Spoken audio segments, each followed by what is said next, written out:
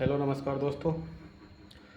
तो जैसा कि आपको पता है डीएसएसबी के एग्ज़ाम चल रहे हैं और एक एग्ज़ाम अपनी ज्योग्राफी का 25 जुलाई को हो भी चुका है और दूसरी शिफ्ट जो है आपकी वो है 2 अगस्त को।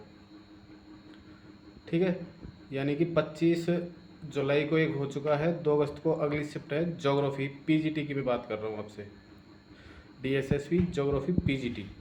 ठीक है, तो मैं एक बार आपको पैटर्न बता देता हूँ कि कैसे कैसे प्रश्न आ रहे हैं जो आपको ध्यान रखने हैं।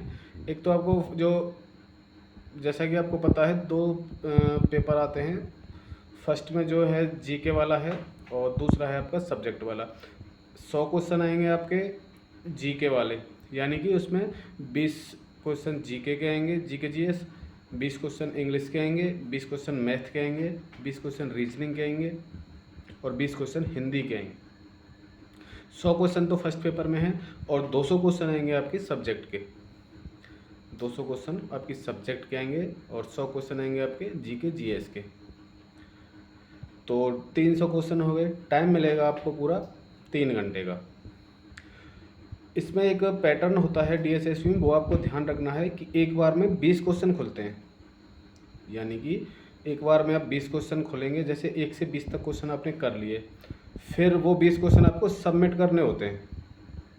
20 क्वेश्चन आपने सॉल्व किए, उसके बाद आपने सबमिट कर दिए, तो वो 20 क्वेश्चन आपके सबमिट हो गए।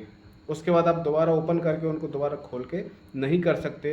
तो ये आपको मेन बात ध्यान रखनी है, एक साथ में ही क्वेश्चन करने हैं, बाद के लिए नहीं छोड़ना है। यदि क्वेश्चन आपसे हो रहा है सॉल्व तो करना है, नहीं हो रहा है तो उसको छोड़ना है। 20 क्वेश्चन के बाद के लिए नहीं छोड़ना है। ऐसे नहीं छोड़ना है कि हम एक बार पेपर कर लेते हैं फिर देखेंगे, तो ऐसा इसमें नहीं है। 20 क्वेश्चन ओपन होंगे, वो 20 क्वेश्चन आपको एक बार में सॉल्व करने हैं और वो 20 क्वेश्चन सॉल्व करने के बाद वो सबमिट करने हैं। वो सबमिट करके अगले 20 क्वेश्चन खोलेंगे। जो 20 क्वेश्चन आपने सबमिट कर दिए हैं तो वो आप भूल जाइए, वो आपके सबमिट हो गए। अब अगले 20 खोलेंगे। तो ये पैटर्न आपको ध्यान रखना है, क्योंकि यही मेन चीज़ है डीएसएससी में। एक तो टाइम कम है, 300 क्वेश्चन हैं और 3 घंटे हैं, और फिर आपको बाद के लिए नहीं छोड़ने हैं प्रश्न, साथ के साथ ही सॉल्व करने। जो आ रहा है उसको करना है, नहीं आ रहा है उसको छोड़ना है, क्योंकि आपको 20 क्वेश्चन में से जो आ रहे हैं वो करने हैं, बाकी सबमिट करना है। जो क्वेश्चन नहीं आ रहा है तो वो छोड़ के आपको बाद के लिए खुलेगा नहीं, यानी कि बाद में नहीं खुलेगा। यदि आप ये सोचो कि ये क्वेश्चन हम बाद में देखेंगे, वो नहीं खुलेगा। तो फर्स्ट पेपर पहले क्या होता था इसमें कि ये क्वालिफाइंग होता था, यानी कि जैसे 20 क्वेश्चन इंग्लिश के हैं तो आपको 40% होना चाहिए, ऐसा था पहले। तो अब की बार पासिंग मार्क्स नहीं है, दोनों पेपर को मिला के पासिंग मार्क्स करने हैं। तो ये भी ध्यान रखना है कि कहीं आप ये सोचो कि आपको मैथ नहीं आ रहा है तो अपन मैथ में 8 क्वेश्चन सही करने हैं, तो उसमें अभी यदि आप तुक्के दे दो तो आप नेगेटिव में जाओगे, नेगेटिव में ज़्यादा जाओगे। ऐसे ही किसी को साइन वो क्या नाम है, मैथ नहीं आ रही है, किसी को इंग्लिश नहीं आ रही है, तो पासिंग नहीं है। जो जितना आ रहा है आपको उतना करना है, नेगेटिव नहीं जाना है, बाकी आप सब्जेक्ट में बढ़त बना सकते हैं। तो ये आपको ध्यान रखना है।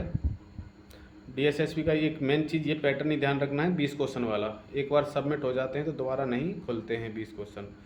तो ऐसे आपको ध्यान रखना है, जो क्वेश्चन आ रहे हैं साथ में करते जाओ, नहीं आ रहे हैं उनको छोड़ते जाओ, और एवरेज आपको देखते हुए चलना है कि लास्ट में हमको इसमें ये नहीं होता है कि जैसे आपने कर लिए 300 में से एक बार में 200 क्वेश्चन कर लिए और आपके जो पार्ट बने हैं, जैसे फर्स्ट पेपर में 5 पार्ट हो गए 20-20 के 100, और उसके 10 पार्ट हो गए। यदि आपने सबमिट कर दिए हैं 5 और 10 कितने हो गए, 15 पार्ट। 15 पार्ट यदि सबमिट कर दिए हैं आपने तो वो दोबारा ओपन नहीं होंगे।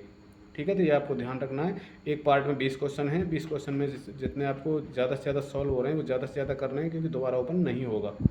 ये आपको ध्यान रखना है। तो यही छोटी सी जानकारी थी मैं आपको देना चाह रहा था डीएसएसबी एग्ज़ाम को लेकर। जिनका डीएसएसबी पीजीटी ज्योग्राफी का एग्ज़ाम 25 को हो गया है तो उनके लिए अग्रिम शुभकामनाएं, और जिनका 2 अगस्त को होने वाला है उनके लिए बेस्ट ऑफ लक।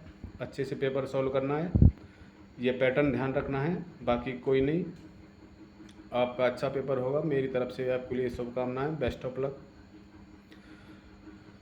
अच्छे से एग्ज़ाम दो और एग्ज़ाम के बाद बताना कि सबका एग्ज़ाम कैसा हुआ है, फिर आगे अपन उस पर बात करेंगे। तो मिलते हैं एग्ज़ाम के बाद। आपके लिए सभी के लिए बेस्ट ऑफ लक। मेरे तरफ से आपको अग्रिम शुभकामना है। आपका सभी का सिलेक्शन हो, DSSC में आप लेक्चरर बने, PGT बने। तो यही एक छोटी सी न्यूज़ थी जो आपको देनी थी। मिलते हैं चलो आगे, तब तक के लिए थैंक यू।